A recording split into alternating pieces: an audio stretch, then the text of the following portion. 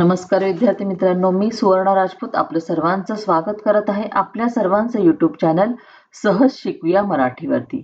आज आपण शिकणार आहोत अभिजात मराठी इयत्ता 5वी या पाठ्यपुस्तकातील पाठ क्रमांक 15. कोणता आहे आपला पाठ क्रमांक 15? श्यामची आई पुस्तक परिचय. साने गुरुजींचं श्यामची आई नावाचं पुस्तक खूप प्रसिद्ध आहे. या पुस्तकाचा परिचय आज आपण पाहणार आहोत. बच्चू साने गुरुजी इनका श्यामची आई ये किताब बहुत ही प्रसिद्ध है. उस किताब के बारे में आज हमें जानना है. पुस्तक परिचय म्हणजे पुस्तकाच्या बाबतीत जाणून घ्यायचे. चला तर मग सुरू करूया. साने गुरुजी यांचे पूर्ण नाव पांडुरंग सदाशिव साने हे होय. ते कोकणातील पालघर या गावी राहत असत. तेथे त्यांचे पूर्वज खोताचे काम करीत होते. खोत म्हणजे श्रीमंत असा समज होता. मात्र साने गुरुजी यांची आर्थिक स्थिती बेताची होती. श्यामची आई या पुस्तकात आईची शिकवण, आईच्या सहवासामधून आलेले विविध अनुभवांचे वर्णन केलेले आहे. श्याम यांना त्यांच्या आयुष्याच्या जडणघडणीत या अनुभवांचा झालेला फायदा, त्यातून बदललेले जीवनमान व विचारसरणी याची प्रचिती येते. या पुस्तकामधून ग्रामीण, साध्या, सरळ, सभ्य संस्कृतीचे दर्शन घडते. या सर्व गोष्टी आईच्या प्रेमाशी निगडीत आहे. प्रत्येक मुलाला आईविषयी ओढ, आपुलकी असते. त्यामुळे आपोआप बालमनावर सुसंस्कार होतात. श्यामची आई प्रत्येकाने वाचावे असे वाचनीय पुस्तक आहे. त्या पुस्तकाचे जपानी, इंग्रजी, हिंदी, गुजराती अशा विविध भाषांमध्ये भाषांतरे झालेली आहेत. आई यशोदा यांच्यावर साने गुरुजींचे प्रचंड प्रेम होते. चला तर मग साने गुरुजी इनका पूरा नाम क्या था? पांडुरंग सदाशिव साने, ये इनका फुल नेम था. उनका गांव कोकन, कोकन का जो भाग है ना, मुंबई, रायगढ़, रत्नागिरी, ये जो भाग है वहां पे कोकन में पालघर नाम का उनका गांव था. उनके पूर्वज खोताचे काम करीत. खोत म्हणजे काय माहिती का? मी मराठीतून सांगते. खोत म्हणजे ब्रिटिश सरकार, त्यावेळेला आपल्यावरती ब्रिटिशांचं राज्य होतं. ते ब्रिटिश सरकारांचा एक अधिकारी असायचा जो गावातल्या लोकांचा शेतसारा जमा करून ब्रिटिशांना द्यायचा. त्याला खोत असं म्हटलं जायचं. खोत का मतलब क्या है बच्चों? साने गुरुजी जब थे उस वक्त ब्रिटिश सरकार का अंग्रेजों का हमारे ऊपर राज था.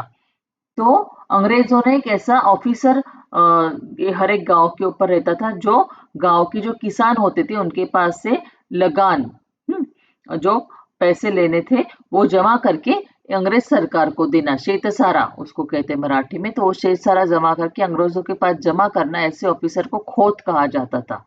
लक्षात आलं मुलांनो? गावातून शेतसारा जमा करून इंग्रजांकडे जमा करणारा जो अधिकारी असायचा त्याला खोत म्हटलं जायचं. तो इनके पूर्वज क्या थे? खोतों का काम करते थे, खोत होते थे वो. तो खोत यानी श्रीमंत कहा, यानी कि अमीर समझे जाते थे ना. जो अंग्रेजों के ऑफिसर है, जो लोगों से पैसे जमा करते, तो वो अमीर ही हो गए, ऐसा समझा जाता था. पर साने गुरुजी इनकी आर्थिक परिस्थिति यानी कि उनकी इकोनॉमिकल कंडीशन बेताचीज यानी ऐसे ठीक ठाक थी, बहुत अमीर वो नहीं थे. श्यामची आई या पुस्तकातून आईची शिकवण, आईच्या सहवासातून आलेले विविध अनुभवांचे वर्णन केले आहे. श्यामची आई इस बुक में से उनको उनकी माँ ने जो जो सिखाया है, जो जो संस्कार दिए हैं, माँ के साथ रह सहवास यानी कि माँ के साथ में रहते हुए उन्होंने जो जो अनुभव लिए हैं उसका वर्णन इसमें श्याम इन्होंने किया है. और श्याम यांना यांच्या आयुष्यात जडणघडणीत या अनुभवांचा झालेला फायदा, श्याम को अपने माँ की तरफ से जो संस्कार मिले हैं, जो अनुभव मिले हैं, उसका उनकी लाइफ में किस तरह से फायदा हुआ है, उनका जीवनमान किस तरह से बदला, उनकी विचारसरणी, उनकी विचार करने की तरीका किस तरह से बदला, उनकी प्रचिति यानी कि इस बात का विश्वास जो है, अनुभव जो है, उनको किस तरह से आया है, वो सब इस किताब में लिखा हुआ है. इस किताब में से ग्रामीण यानी कि गांव के भाग सादा, सरल, सभ्य संस्कृति का दर्शन होता है. जो गांव में सिंपल लोग रहते हैं, सरल, उनकी जो सभ्य संस्कृति होती है उसका दर्शन हमें इस किताब में से होता है. इस किताब में की जो सारी कथाएं, स्टोरीज है, इसमें एक एक रात की ऐसी स्टोरी उन्होंने सुनाई है. तो उन सब माँ के प्यार से निगड़ित है. हर एक माँ को अपनी, हर एक बच्चे को अपनी माँ की तरफ ओढ़ होती है, यानी कि प्यार होता है, आपुलकी होती है, माँ के लिए सम्मान होता है मन में। तो अपने आप बाल बच्चों के ऊपर सुसंस्कार होते हैं, जैसे अपनी माँ सिखाती है तो वो संस्कार बच्चों के ऊपर जल्दी होते हैं। शाम की आई ये जो किताब है वो हर एक बच्चे ने पढ़नी चाहिए और बड़ों ने भी, वैसी वाचनीय पुस्तक है। इस पुस्तक के जापानी, इंग्लिश, हिंदी, गुजराती ऐसे विविध लैंग्वेज में ट्रांसलेशन भी हुए हैं। श्याम जी की आई यशोदा, इनके ऊपर साने गुरु जी के बहुत प्यार था, अपने माँ के ऊपर उनका बहुत प्यार था। उनकी माँ का नाम क्या था? यशोदा। या पुस्तकामध्ये आईने आपल्या मुलाला गाई-गुरांवर, फुलपाखरांवर, झाडांवर प्रेम करायला शिकवले.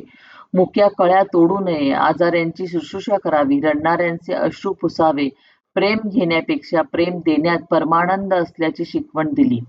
हे सांगताना सहजच आलेले अनुभव गोष्टी रूपात आपल्या समोर येतात. या पुस्तकामध्ये श्यामच्या ज्या आई आहेत ना, त्या अतिशय साध्या, सरळ, संस्कारी महिला आहेत. तर त्यांनी आपल्या मुलांना काय शिकवलं, की माणसांप्रमाणे गाई-गुरांवर पण प्रेम करा, फुलपाखरांवर पण प्रेम करा, झाडावर पण प्रेम करा. शाम की माँ ने उनको क्या सिखाया कि जो जानवर होते हैं, गाय, बैल, उनके ऊपर उनसे भी प्यार करो. जो फुलपाखरू, बटरफ्लाई जैसे छोटे-छोटे जीव होते हैं, उनसे भी प्यार करो. झाड़ों पर, पेड़ों पौधों पर प्यार करो. मुक्या कळ्या तोडू नये, म्हणजे जो कलियां होती है ना, उनको तोड़ना नहीं चाहिए. आजाराची शुश्रूषा करावी, यानी जो बीमार है उनकी सेवा करावी. रडणाऱ्यांचे अश्रू पुसावे, जो रोता हुआ होता है उसके आंसू पोंछना. प्रेम घेण्यापेक्षा देण्यात परमानंद असल्याची शिकवण दिली. प्यार का मतलब ये नहीं कि हमें दूसरों से लेना है, प्यार का मतलब होता है हमें दूसरों को देना है. ये शिकवण, ये संस्कार शाम की माँ ने अपने बच्चों को दिए थे. और ये सब संस्कार बताते हुए उनको जो जो अनुभव आए, ऐसा नहीं कि माँ ने ऐसा बोला कि गाईवर प्रेम करा, गुरांवर प्रेम करा, ऐसा बैठ के सामने सिखाया नहीं. माँ जिस तरह से बर्ताव करती थी, उनके साथ जो बच्चे शाम उनके भाई बहन जो रहते थे, तो माँ को देख देख के उनके ऊपर जो संस्कार हुए, जो अनुभव उन्होंने लिया है, उन सबको गोष्ठी रूप में इस किताब में रखा गया है, स्टोरी के रूप में रखा गया है. आई सावित्रीचे व्रत करायची. आता ती आजारी होती. तिच्याकडून 4 पावले चालवत नव्हते. त्यामुळे तिने श्याम यांना वडाच्या झाडाला 108 प्रदक्षिणा घालण्यास सांगितले. मात्र श्याम हे मुलगा असल्यामुळे त्यांना त्याची लाज वाटली. तेव्हा आई श्याम यांना म्हणाली, देवाचे काम करायची कसली लाज? पाप करायची लाज धरावी. मधुरा नावाची कानपीण आजारी होती. तेव्हा आई नेहमी तिच्यासाठी खायच्या वस्तू व मुलाच्या जवळ द्यायची. श्याम यांनी खरे बोलावे असा तिचा आग्रह असायचा. तिला आर्थिक परिस्थितीमुळे माहेरी राहावे लागले होते. मात्र तिच्या मनाला ते पटत नसे. शेवटी ते झोपडीत असलेल्या घरात राहायला गेले. सॉरी, बघा, श्यामची आई जो श्याम की माँ है ना, सावित्री का व्रत एक ऐसा व्रत होता था कि उस व्रत में बड़ का जो पेड़ होता है, बनियान ट्री आप जिसको बोलते हो, उस ट्री को 108 प्रदक्षिणा यानी कि 108 बार गोल गोल घूमना होता था. एक बार क्या हो गया, शाम की माँ जो थी वो बीमार थी, उनसे चला नहीं जा रहा था. तो उन्होंने शाम को कहा कि तू जाके उस पेड़ को जाके 108 प्रदक्षिणा करके आ. पर शाम को लगा मैं तो लड़का हूँ, ऐसे लड़कियों वाले काम मैं क्यों करूँ. उसको शर्म आने लगी कि मैं नहीं जाऊंगा 108 प्रदक्षिणा डालने हुए, मुझे शर्म आती है. तब उसकी माँ ने उसे कहा था, ये तो भगवान का काम है. हाँ, 108 प्रदक्षिणा करना ये भगवान का काम है, इसमें कैसी लाज, इसमें किसी शर्म. शर्म हमें कब आनी चाहिए? जब हम कुछ पाप करेंगे, कुछ गलत काम करेंगे, तब हमें शर्म आनी चाहिए. यानी ऐसी छोटी छोटी बातों में से उन्होंने अपने बच्चों के ऊपर संस्कार किए थे. उनके यहाँ पे कानपीन यानी कि काम करने वाली एक महिला आती थी जिसका नाम मथुरा था. वो बीमार थी, तो वो उनके यहाँ पे काम करने वाली थी. फिर भी शाम की माँ वो बीमार थी ऐसा उनको पता चला, तो उसके बच्चे के पास, जो मथुरा का बच्चा उनके पास आता था, उसके पास उनको उसको लिए खाने के लिए कुछ भेजती थी. कुछ कुछ गरम गरम खाना बना के उसके लिए भेजा करती थी. यानी कि दूसरों के लिए भी उनके मन में प्यार था. और हमेशा सब मेरे बच्चों ने हमेशा सच बोलना चाहिए, नेहमी खरे बोलावे यानी कि सच बोलना चाहिए, ऐसा उनका आग्रह था. उनकी इकोनॉमिकल कंडीशन, आर्थिक परिस्थिति अच्छी नहीं थी, उसकी वजह से उनको उनके माहेरी यानी कि मायके में रहना पड़ा था. पर मायके में रहना ये उनको बिल्कुल भी पसंद नहीं था. बाद में उन्होंने क्या किया, एक झोपड़ी बनाई और झोपड़ी में रहने को गई, पर मायके में वो नहीं रही, यानी कि वो स्वाभिमानी महिला थी. कोकणात मुले मुली सर्वांना पोहायला येते, मात्र श्यामला पाण्याची भीती वाटत असे. शेजारच्या मुलांसोबत जाण्यास सांगूनही श्याम तयार होत नाही, तेव्हा आईने श्याम यांना खूप मारले, इतके की त्यांच्या पाठीवर वळ आले होते. त्यामुळे श्याम यांना आईचा प्रचंड राग आला. तेव्हा आई म्हणाली, तुला कोणी भित्रा म्हणू नये, हिणवू नये म्हणून मारले होते. जशी चुकांसाठी शिक्षा व्हायची, तशा चांगल्या गोष्टींसाठी आई भरभरून कौतुकही करायची. श्याम यांनी रामरक्षा पाठ केली तेव्हा आईला खूप आनंद झाला होता. एकदा चुकून आईकडून अळणी भाजी झाली होती. बाबांनी एका शब्दाने काही म्हटले नाही, त्यामुळे कुणीच काही म्हणाले नाही. आई स्वतः जेवताना तिच्या लक्षात आले तेव्हा तिला फार वाईट वाटले, पण बाबांनी शिकवले की आई स्वयंपाकासाठी किती मेहनत करते, त्यामुळे पानातील प्रत्येक गोष्ट गोड म्हणून खावी. आई नेहमी भावंडांवर प्रेम करायची शिकवण द्यायची, शिवाय मनाने मोठे होण्याबाबत सांगायची.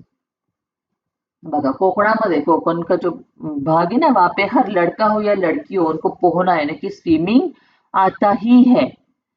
तो शाम को भी स्विमिंग आना चाहिए, ऐसे उनकी मम्मी को लगता था, उनकी आई को लगता था, पर शाम को पानी से डर लगता था. उनकी माँ ने कहा कि चलो शेजार यानी कि पड़ोस के बच्चों के साथ जा, वो तुम्हें तैरना सिखाएंगे. वहां पे ऐसा ऐसा नहीं कि कोई स्विमिंग क्लासेस वगैरह नहीं लगाने पड़ते थे, कोई तो भी एक बड़ा लड़का होता था या कोई चाचा काका मामा, वो बच्चों को लेके जाते थे और तैरना सिखाते थे. तो वैसे शाम की आई ने भी कहा, जा तू बच्चों के साथ तैरने को, पर शाम नहीं गया. तो शाम की आई ने उनको बहुत मारा था, इतना मारा था कि उनके पीठ के ऊपर वह यानी कि निशान आ गए थे. उसकी वजह से शाम को अपनी माँ का बहुत गुस्सा आया था कि मुझे नहीं आता तैरना तो नहीं आता, क्यों मुझे माँ ने इतना मारा, इतना गुस्सा किया. पर माँ ने उनको बाद में समझाया था कि बेटा, तुम्हें किसी ने डरपोक, भित्रा यानी कि डरपोक कह के चिढ़ाना नहीं चाहिए, हिनऊ इलाग नहीं, मतलब चिढ़ाना नहीं चाहिए, इसलिए मैंने ये किया है. देखो, माँ हर एक बात अपने बच्चों के अच्छे के लिए करती है. बच्चों को कुछ देर के लिए बुरा लगता है, पर उसके पीछे माँ की अच्छी भावनाएं होती है, वो भी बच्चों को समझ लेनी चाहिए. ये बहुत अच्छी स्टोरी है. जब हम लोग स्कूल में थे ना, तो हमें ये बुक में थी. शाम किस तरह तैरने को नहीं जाता था और फिर कैसे उसकी माँ ने उसको मारा था, डांटा था, और उसके बाद में वो तैरने को सीखा था. तो ये बहुत अच्छी स्टोरी हमें बताई गई थी. तो जैसे माँ गुस्सा करती थी, चिढ़ती थी, उनको पनिशमेंट करती थी कुछ गलत चीज के लिए, वैसे अगर कुछ अच्छी चीज की बच्चों ने तो माँ उनका भर-भरून कौतुक करती थी, यानी कि बहुत उनकी सराहना भी करती थी, उनको शाबाशी भी देती थी. जब शाम ने राम रक्षा पूरी याद कर ली थी, पाठ कर ली थी यानी याद कर ली थी, तब आई को बहुत खुशी हुई थी, आनंद हुआ था. देखो, शाम की आई तो अच्छी थी, पर अभी उनके पिताजी कैसे थे वो भी यहाँ पे हमें पता चलेगा. एक बार क्या हो गया, उनकी माँ की तरफ से सब्जी अरणी, अरणी का मतलब उसमें नमक नहीं डाला था, बिना नमक की सब्जी उन्होंने बना दी थी. और ये सब्जी कभी ऐसे कोई टेस्ट करके नहीं देखते थे कि नमक डाला है क्या नहीं. उन्होंने शाम के पिताजी को परोसी, उन्होंने खाया, पर मुंह में से एक शब्द भी नहीं निकाला कि सब्जी में नमक नहीं है, कुछ नहीं, कुछ भी नहीं बोले, उन्होंने पूरा खाना खा लिया. अगर पिताजी खाना खा रहे चुपचाप से, तो बच्चे भी नहीं बोले कि सब्जी में नमक नहीं है क्या, कुछ नहीं, बच्चों ने भी खाना खा लिया. जब आई खुद खाना खाने बैठी, तब उनके ध्यान में आया कि अरे, मैंने तो सब्जी में नमक ही नहीं डाला है. उनको बहुत बुरा लगा कि सबने बिना नमक की सब्जी खा ली. पर जो शाम के पिताजी थे, बाबा, उन्होंने बच्चों को क्या सिखाया कि अपनी माँ, अपनी आई स्वयंपाक करने के लिए यानी खाना बनाने के लिए बहुत मेहनत करती है, इसलिए अपने पान पान यानी कि अपनी प्लेट में जो कुछ भी आता है, वो सब हमें गोड़ समझ के खाना चाहिए. उसमें ऐसे नुक्स नहीं निकालना कि ये तीखा हो गया, ये ज्यादा मीठा हो गया, ये ऑयली हो गया, इसमें नमक ही नहीं है, ऐसा नहीं करना चाहिए. क्योंकि वो खाना बनाने के लिए हमारी माँ ने बहुत मेहनत की हुई होती है, वो किचन में बेचारी राब राब राबती है और हम उसके खाने को नाम गिराते, तो ये अच्छी बात नहीं है. ये बात शाम के पिताजी ने भी बच्चों को सिखाई थी, यानी कि उनके माता पिता दोनों ही बच्चों को ऊपर संस्कार करने वाले थे. शाम की आई नेहमी उनको बोलती थी कि अपने भावंड यानी अपने भाई बहनों के ऊपर प्यार करना, उनको समझ के लेना, और मन से दिल से बड़ा होना चाहिए, ऐसा बोलती थी। देखो अभी आप 5th स्टैंडर्ड में हो, आप 7th स्टैंडर्ड में जाओगे ना, तो आपको शाम से बंधु प्रेम नाम का एक लेसन आएगा। उसमें किस तरह शाम अपने भाई से प्यार करता है, वो स्टोरी बहुत अच्छे से बताई हुई है। अभी देखो आगे, बाल म्हणाला बोधामृत देणारे हे पुस्तक अतिशय छोट्या छोट्या कथा व प्रसंगांच्या माध्यमाने बालमनावर संस्काराची पेरणी करतात. आयुष्यभर पुरणाऱ्या या संस्कारांच्या शिदोरीची गरज प्रत्येक पाल्याला आहे. सद्यस्थितीमध्ये अशा प्रेरणादायी उत्तम संस्कार करणाऱ्या पुस्तकांची गरज आहे आणि त्यामुळे प्रत्येक विद्यार्थ्याने वाचावे असे हे पुस्तक आहे. देखो इस बुक के बारे में क्या, बोधामृत, बोध यानी कि संस्कार का अमृत। हाँ, बोधामृत संस्कार जो है, संस्कार शिकवन, वैल्यूज, बोध यानी वैल्यू, तो ये वैल्यू का अमृत यानी कि हमें बहुत सारे वैल्यूज सिखाने वाला ये बुक है, संस्कार सिखाने वाला एक ये किताब है। और ऐसी कोई बड़ी बड़ी ऐसी जड़ जड़ बातें नहीं है इसमें, जो कठिन नहीं है, इस बच्चों को समझ में नहीं आएगी। छोटी छोटी स्टोरीज, छोटे छोटे प्रसंग के माध्यम से इसमें हमें ये सब कहानी बताई गई है, और कहानी के माध्यम से हमारे मन के ऊपर संस्कारों की पेरनी यानी संस्कारों की बीज डाले गए हैं। पेरनी करना यानी कि बीज डाले गए छोटी छोटी स्टोरी के, जैसे झूठ नहीं बोलना। उसके बाद में मैंने बोला ना, शाम की बंधु प्रेम, किस तरह से वो शाम अपने भाई के लिए कोट लेके आता है, उसको मिलने के लिए कैसे बारिश में भीगता हुआ आता है, वो शाम की बंधु प्रेम में बताया गया है। ऐसी बहुत सारी छोटी छोटी स्टोरीज के में से हमें बताया गया है कि किस तरह से हमने अच्छे संस्कार हमारे ऊपर होने चाहिए। और ये जो बातें ना सिर्फ छोटे बच्चों की नहीं, पूरी जिंदगी भर हमें ये संस्कारों की शिदोरी, शिदोरी का मतलब क्या होता है, हम कुछ खाना वाना साथ में लेके जाते हैं ना, तो शिदोरी, तो ये जो है संस्कारों की शिदोरी है, वो हमें पूरी जिंदगी भर यूज होती है। और इसकी गरज हर एक पाल्याला, यानी कि पाल्य यानी कि कौन, हमारे बच्चे, माँ बाप के जो बच्चे होते हैं ना, उनको पाल्य कहे जाते हैं, बेटा या बेटी। तो हर एक लड़का या लड़की के लिए ये किताब पढ़ना जरूरी है, प्रेरणादायी है वो, ये मोटिवेशनल किताब है, अच्छे संस्कार देने वाली किताब है। हर एक स्टूडेंट ने ये बुक पढ़नी चाहिए, ऐसी ये बुक है श्यामची आई। बच्चों आपकी अगर आपको कभी मिलती है शाम की आई ये किताब, तो जरूर पढ़ना। मैं आपको बोलती हूँ कि अगर आपका ये पूरा किताब अभिजात मराठी 5 स्टैंडर्ड कंप्लीट हो जाने के बाद में मेरे पास शामची आई किताब है, तो अगर आप लोग मुझे कमेंट करके बोलोगे तो मैं ये पूरी किताब की एक एक स्टोरी का वीडियो बना के आप लोगों के लिए डालूंगी। क्योंकि अगर सबको मराठी पढ़ने को नहीं आता है तो सुनेंगे आप तो भी वो आपको समझ में आएगा। बहुत अच्छी किताब है, आप मुझे कमेंट करके जरूर बताना कि आपको सुनने क्या नहीं, मैं इसके ऊपर वीडियो बनाऊं क्या नाही। अभी हम स्वाध्याय देखते हैं। प्रश्न पहिला, खालील प्रश्नांची उत्तरे लिहा। प्रश्न 1, साने गुरुजी यांचे संपूर्ण नाव काय आहे? पांडुरंग सदाशिव साने हे साने गुरुजींचे संपूर्ण नाव आहे। सॉरी, कुछ हो गया। हाँ, दुसरा, श्यामची आई या पुस्तकात कशाचे वर्णन केले आहे? श्यामची आई या पुस्तकात आईची शिकवण, आईच्या सहवासातून आलेले विविध अनुभवांचे वर्णन केलेले आहे। 3, श्यामला कशाची प्रचिती येते? श्याम यांना त्यांच्या आयुष्याच्या जडणघडणीमध्ये आई सोबतच्या अनुभवांचा झालेला फायदा आणि त्यातून बदललेले जीवनमान व विचारसरणी याची प्रचिती येते। प्रश्न 4, या पुस्तकामध्ये आईने मुलाला कशावर प्रेम करायला शिकवले? या पुस्तकामध्ये आईने मुलाला गाई गुरांवर, फुलपाखरांवर, झाडांवर प्रेम करायला शिकवले आहे। प्रेम घेण्यापेक्षा प्रेम देण्यामध्ये परमानंद असल्याची शिकवण दिली आहे। अपने मनाने उत्तर लिहायचे। क्या करना, आप लोग वीडियो को स्टॉप कर लेना, पॉज करके सब आंसर लिख लेना। कारणे लिहा। श्यामची आई हे पुस्तक प्रत्येकाने वाचावे, कारण बाल मनाला बोधामृत देणारे हे पुस्तक आहे। यातील गोष्टी बालकांवर संस्कारांची पेरणी करतात, म्हणून हे पुस्तक प्रत्येकाने वाचावे। प्रश्न दुसरा, आईला आनंद झाला होता। आईला आनंद झाला होता कारण श्याम यांनी रामरक्षा पाठ केली होती। प्रश्न 3, श्याम पोहायला जाण्यास तयार झाले नाही। श्याम पोहायला जाण्यास तयार झाले नाही कारण त्यांना पाण्याची भीती वाटत असे. प्रश्न तिसरा, चूक की बरोबर लिहा. श्यामची आई या पुस्तकाचे लेखक साने गुरुजी नाहीत. चूक. 2. या पुस्तकामधून ग्रामीण साध्या सरळ सभ्य संस्कृतीचे दर्शन घडते. बरोबर. या पुस्तकामध्ये आईने श्याम यांना सर्वांवर प्रेम करायला शिकवले. बरोबर. विरुद्ध शब्दांच्या जोड्या जुळवा. प्रेम, द्वेष, सरळ, उलट, फायदा, तोटा, जवळ, दूर. हा पाठ वाचल्यानंतर तुम्हाला काय वाटते तुमच्या शब्दात लिहा. तुम्हाला काय वाटतं ते लिहा. बघ, हा पाठ वाचल्यानंतर सर्वात पहिले असेच वाटते की श्यामची आई हे पुस्तक आपणही वाचले पाहिजे. तुम्हाला पण वाटलं असेल की नाही की श्यामची आई हे पुस्तक आपण वाचलं पाहिजे. तर नक्की ते मिळवा आणि वाचा. नसेल तुम्हाला वाचता येत तर मला सांगा, मी यांच्या एक एक गोष्टीचे व्हिडिओ तुम्हाला ऐकवेन. ऑडिओ असं बनवू आपण. प्रश्न 6. तुम्हाला आवडणाऱ्या 5 पुस्तकांची यादी तयार करा आणि पुस्तकांचे नाव आणि लेखकांचे नाव खाली लिहा. तर तुम्हाला आवडणाऱ्या पुस्तकांची नावं आणि लेखकांची नावं लिहायची. तिथे मी माझ्या मुलाने जी पुस्तकं वाचलेली आहेत किंवा ऐकलेली आहेत, मी त्याला वाचून दाखवते, त्याची त्याने नावं लिहिलेली आहेत. आजीच्या पोतडीतील गोष्टी, लेखिका सुधा मूर्ती.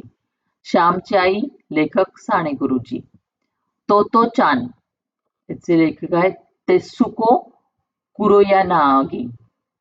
हे हॅरी पॉटर, जे के रोलिंग आणि अरेबियन नाईट्स अशी पुस्तकं आहेत. तुम्ही तुमच्या पद्धतीने वेगळी जी पुस्तकं तुम्ही वाचली असतील, तुम्हाला आवडली असतील, ती नावं तुम्ही इथे लिहू शकतात. आता इथे प्रकल्प काय दिलाय बघा. श्यामची आई या पुस्तकातील एखादा भाग वाचून तुमच्या शब्दात तुमचे मत लिहा व साने गुरुजींचे छायाचित्र चिटकवा.